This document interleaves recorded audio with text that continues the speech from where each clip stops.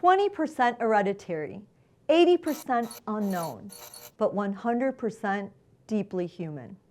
Today we are talking about frontotemporal dementia, or FTD, a group of brain disorders that affect the frontal and temporal lobes of the brain, the regions responsible for personality, behavior, language, and decision-making. Unlike typical dementia, FTD often begins earlier in life, sometimes in a person's 40s or 50s, and it changes how people interact with the world long before it affects memory. Welcome back to Stir the Coco, and if you are new, glad you could join us. Here we talk about anything and everything related to cognitive well-being. My hola shout out today goes to a previous guest, neuroscientist Dr. Best, who is in the heart of bringing about life-changing research related to FTD, frontotemporal dementia. We are grateful for what you are doing, Dr. Best. Her interview will be linked in the show notes. Our research today begins with the information from Johns Hopkins Medicine. The definition of frontotemporal dementia, FTD, is a group of disorders that occur when nerve cells in the frontal and temporal lobes of the brain are lost. This causes these lobes to shrink, which leads to problems with thinking and behavior. The most common types of FTD are frontal variant. This form of FTD changes behavior and personality. Primary progressive aphasia. Aphasia means trouble communicating. And the third form of FTD is less common. It affects movement. It causes symptoms similar to Parkinson's disease. About 40% of people with FTD have a family history of the disease, and scientists have identified specific dominant genetic mutations that drive the development of the disease in roughly half of these cases. Although most cases of FTD are sporadic, the cause of non-hereditary FTD is unknown. Researchers have linked certain subtypes of FTD to mutations on several genes. There also have been several findings of different protein clumping in the brain cells, which is another clue as to how FTD pathology begins. Please watch my video with Dr. Best, who explains this in detail. There is one thing that we know is common across the different forms of FTD: the formation of protein clumps or tangles. It can be a bit like a drawer that we have secretly at home, the one where we throw all forgotten cables and wires. I definitely have one of those, and it's overflowing. Individually, those wires are all useful for something, but now they're tangled together in one big clump. They no longer are being used for what they were supposed to do. And to make matters worse, anything that goes into that drawer becomes trapped in the wire clump. In many of the diseases that cause dementia, protein clump together, much like the wires in the secret drawer. And what happens is when the proteins can no longer carry out their functions that they were designed for, they damage the area around the brain. The damage leads to cell death, which disrupts the normal function of the brain. Sadly, currently there is no cure for FTD, but individuals can have a very different course and severity of this disease. Some people are just more resilient than others for reasons we still don't understand, said Casaleto, a member of the University of California Weill Institute of Neurosciences. Quote, "Our hypothesis was that the activities people engage in each day of their lives may contribute to the very different trajectories we see in clinical, including when the disease develops and how it progresses," end quote. To test this hypothesis, Casaletto and colleagues studied how lifestyle differences affected FTD progression in 105 people with dominant disease-causing genetic mutations who were mostly asymptomatic or had experienced only mild early stage symptoms of FTD. All participants underwent initial MRI scans to measure the extent of brain degeneration caused by the disease. They completed tests of thinking and memory and reported on their current levels of cognitive and physical activity in their daily lives. For example, reading, spending time with friends, jogging. At the same time, their family members completed regular gold standard assessments of how well the study participants were functioning in their lives. For example, how they manage finances, medications, bathing themselves, and so on. All of these measures were repeated at an annual follow-up visit to track the long-term progression of the participants' disease. Even after 1 to 2 years into the ongoing study, Casaletto and her team have already begun to see significant differences in the speed and severity of FTD between the most and the least mentally and physically active individuals in the study with mentally and physically active lifestyles. They showed similar effects across participants.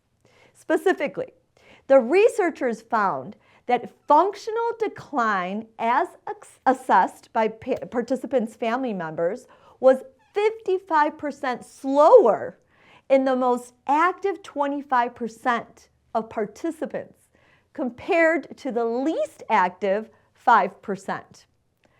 These results suggest that active lifestyles may slow FTD symptoms by providing some form of cognitive resilience to the consequences of brain degeneration from FTD.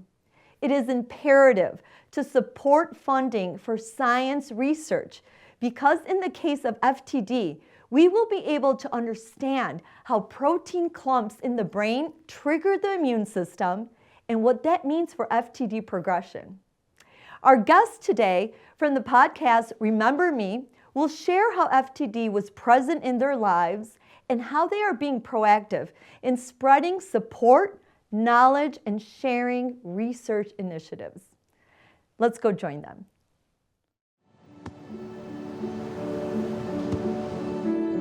I don't remember how it started. Go to that.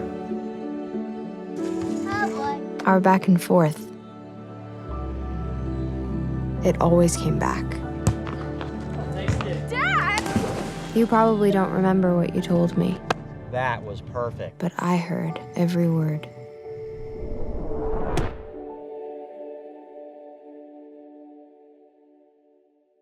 Hello, everyone, and welcome back to Stir the Coco. I am very honored to have two amazing guests.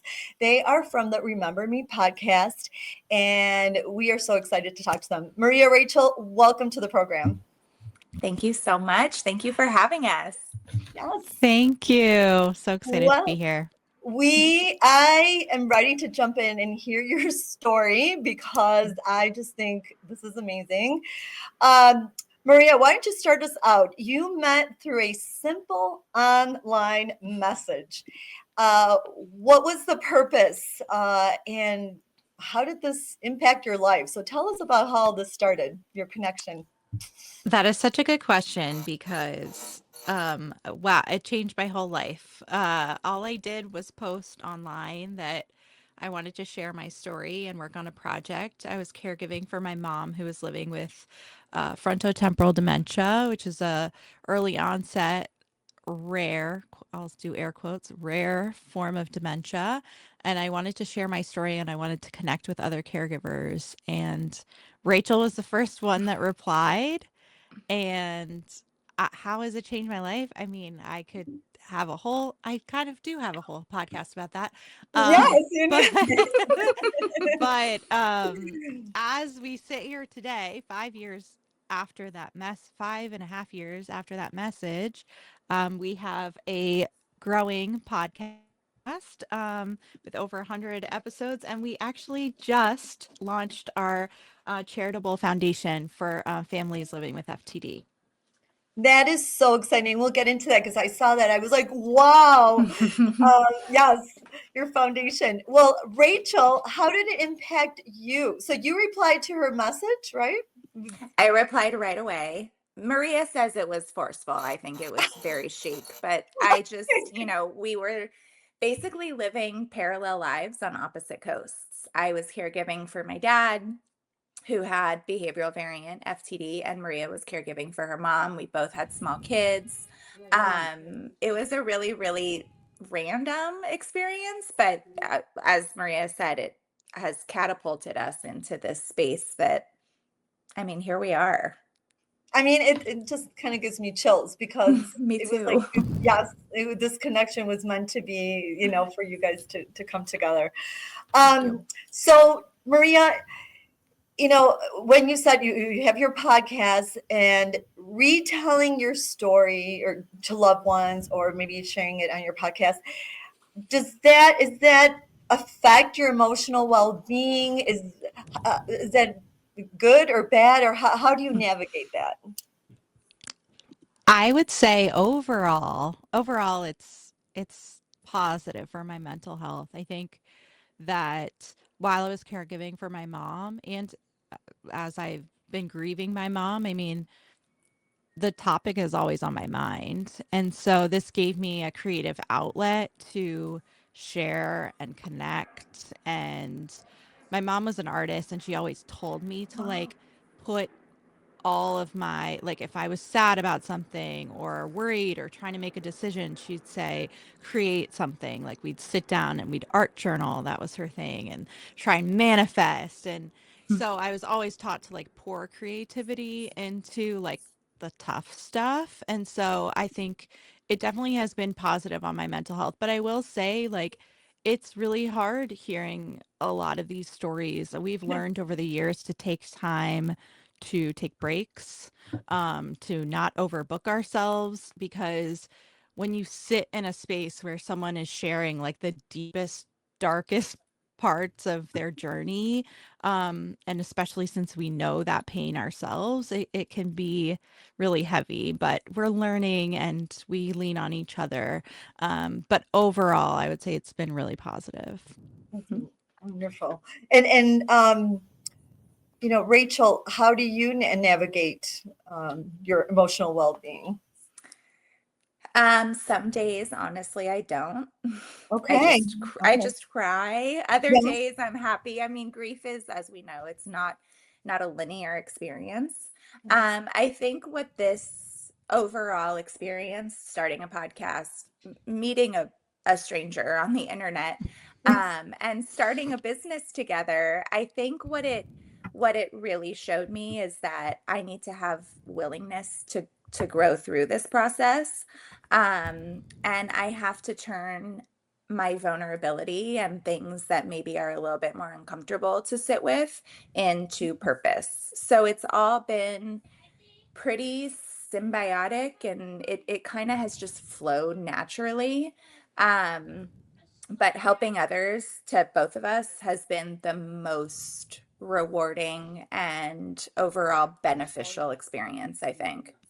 Well, here at Stir the Coco, we do talk about helping others and volunteering, and all that is actually really good for your personal mental health and cognitive health. So it's like helping, you're doing something, but it's also doing something for you. Right.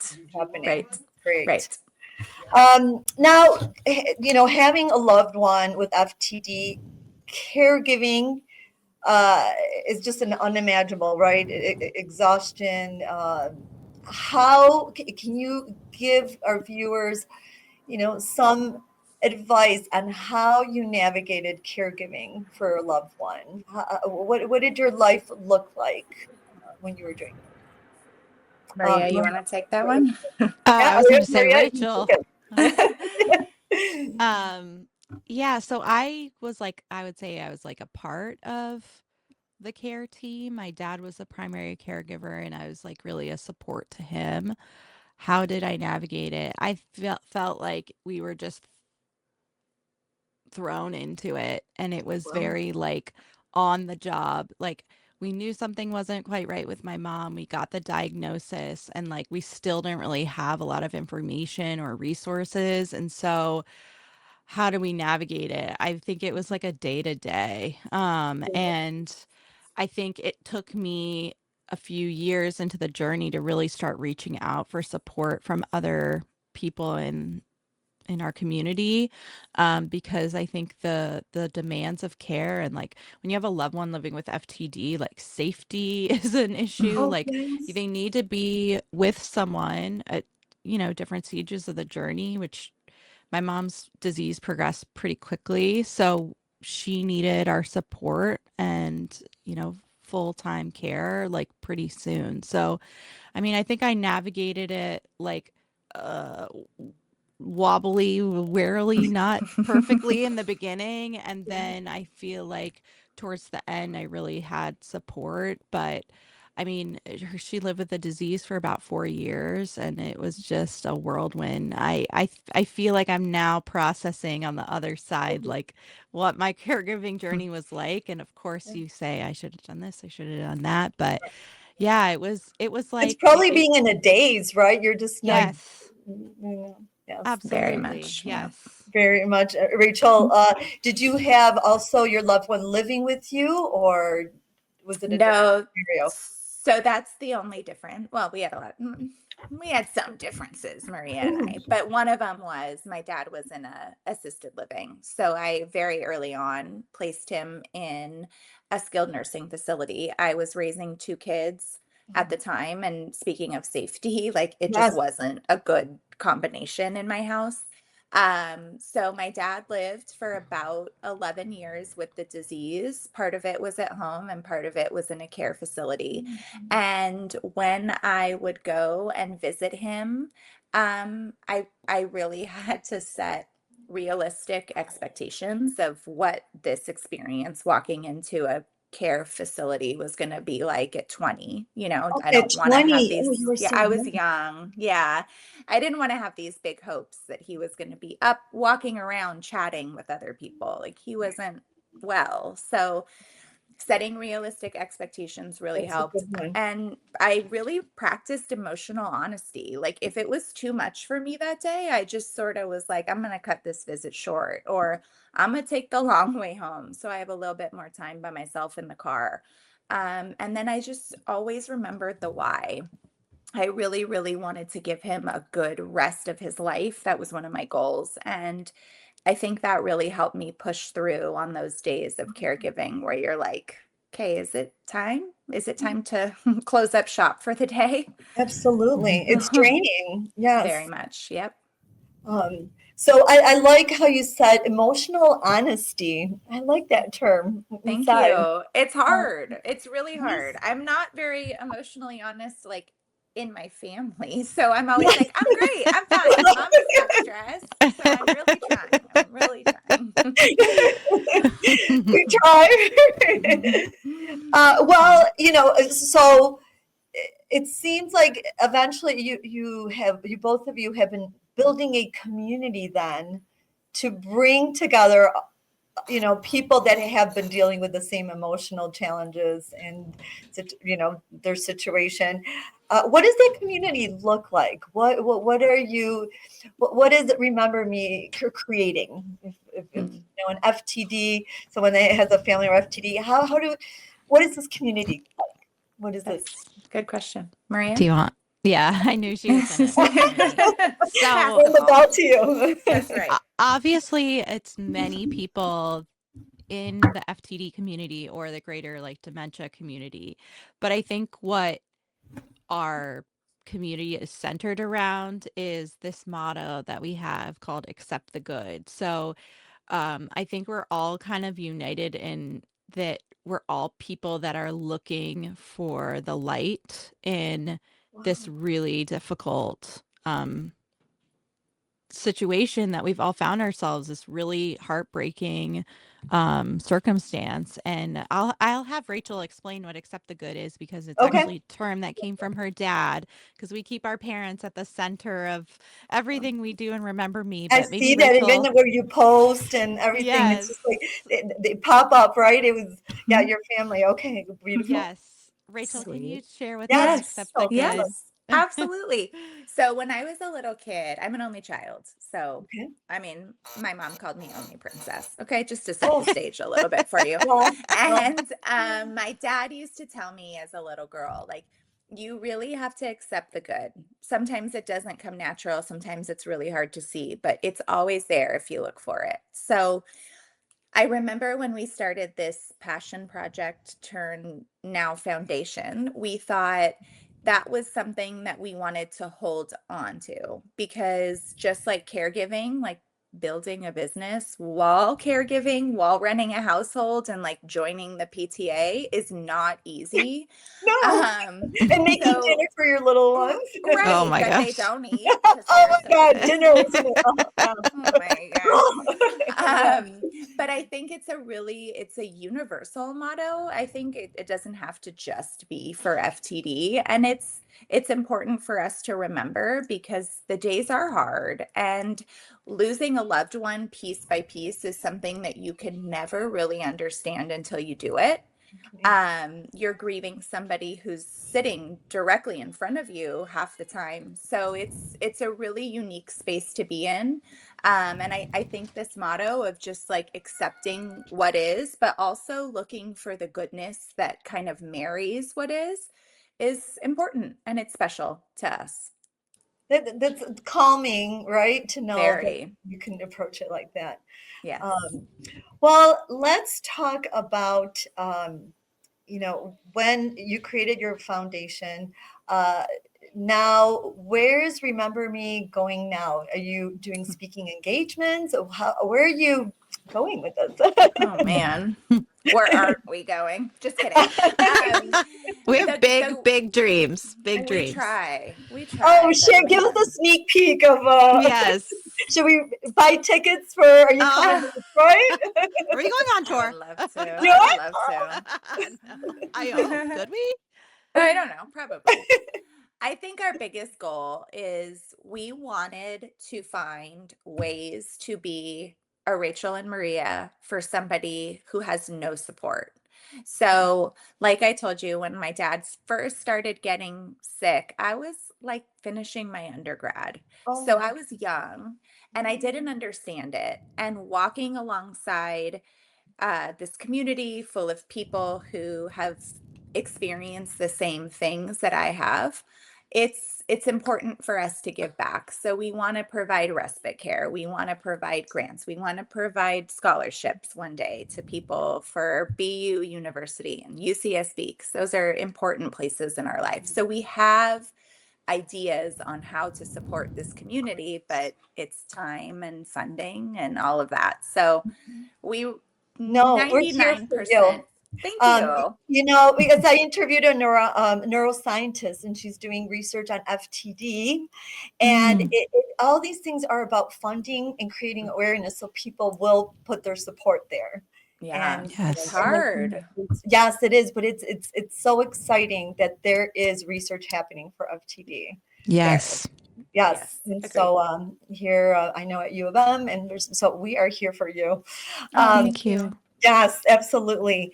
Maria, tell us, you guys have spoken of different, 20, and Rachel, Maria, how old were you when you navigated?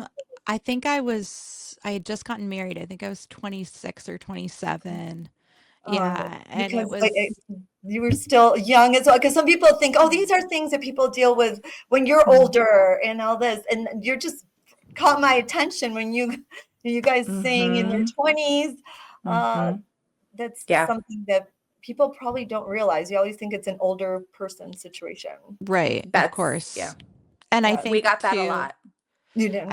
I think something that people connected to when we first started sharing our stories, because people like came out of the woodwork. We had no idea like what this was going to turn into. I think Yes. people really related to that we were young moms who were like caregiving on both ends, like caregiving for our parents and learning to become parents for our children. And it's just such a unique experience that I think people are going through but aren't talking about, and the Absolutely. grief in it and the juggling of it.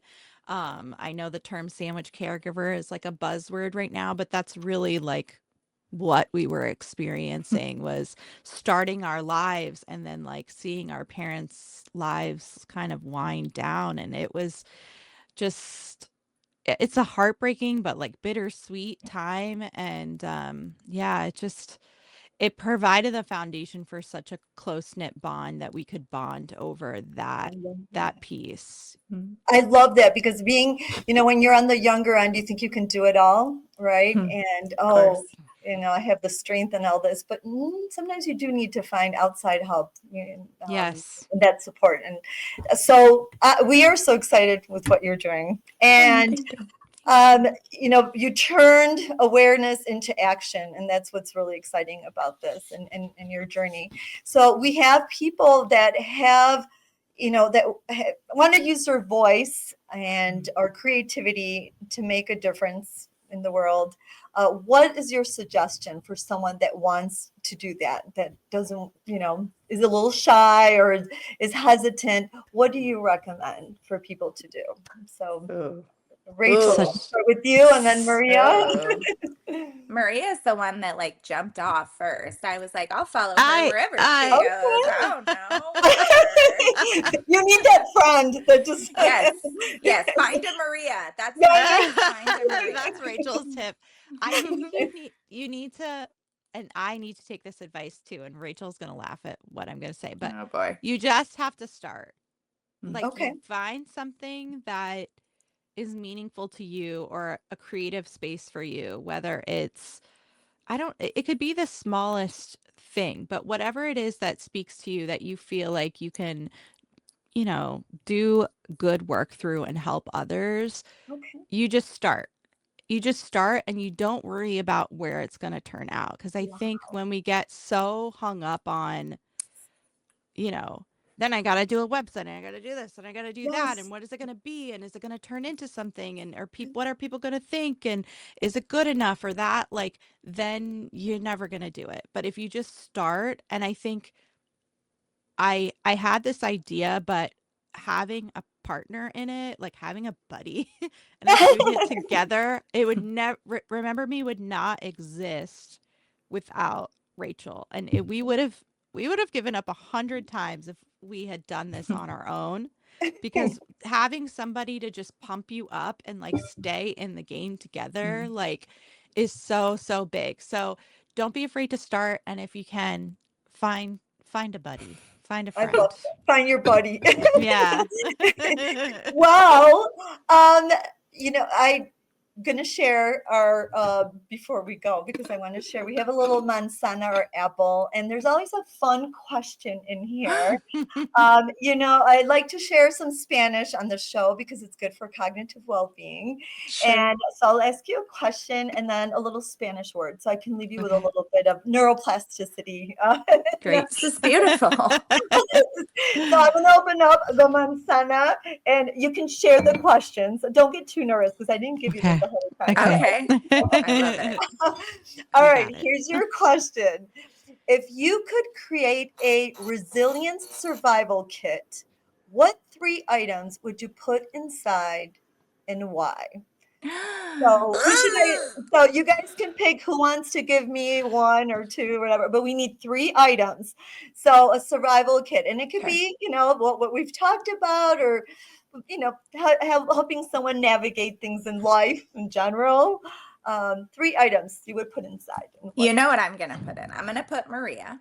Oh, I love it. Let's put her inside. Maria, hop in. No, actually, my first would be a pen and paper Wow. to write. I'm a huge writer. I'm a huge proponent in getting the feelings from the mind and the heart out. It'll cause muck and fog in there and get it from your brain out onto paper and use that pen. So that's a twofer. Okay, Yes. it's a twofer. Okay, perfect. The Maria and the Okay, I this is have one two. amazing thing. So Okay, we'll you're get you two. 4. So Okay, woo, we like that. overachieving over here. Yes, love I would it. say hope. You have to have Hope. hope. That you have to have some little hope in yourself that it's not always going to be like this. Whatever it is that you're dealing with, like you have to have hope that it's going to get better and that you have hope in yourself that you'll find a way on the other side of it. Love it. And then a more somewhat tangible thing is therapy. I am a huge proponent of therapy. Yes. I Okay. think having someone to talk to that is not in it with you, that's not their neutral party, and almost like Rachel talks about, like, putting her thoughts onto the page. That's how I feel when I go to therapy. It's like it's coming out of here and into that space. And I think that really helps you sort through things and get out of your own way. And yeah, therapy's been huge. I'm glad you mentioned that, because when you were saying that you listen to everyone's story, I was thinking it's kind of like a therapist that, they're taking all this in, but they need to deal with things as well. So that's kind of love it. These are amazing. You're going to change the world today. Oh, wow. No pressure. I love it. No, it's been a great honor to have you on the show. Thank you so much. Thank you. Because this is a platform that we really do care about your cognitive well-being. And and this is a really, really important. Thank you for taking the time. And I know busy lives, busy schedules, and I really appreciate it. Thank you for having us. Much. Thank you really so nice. much, and we'll connect soon. Thank you. Okay. Bye-bye. Yes, Bye, thank Rachel. you. Bye, Maria. Bye. Bye-bye. Thank you.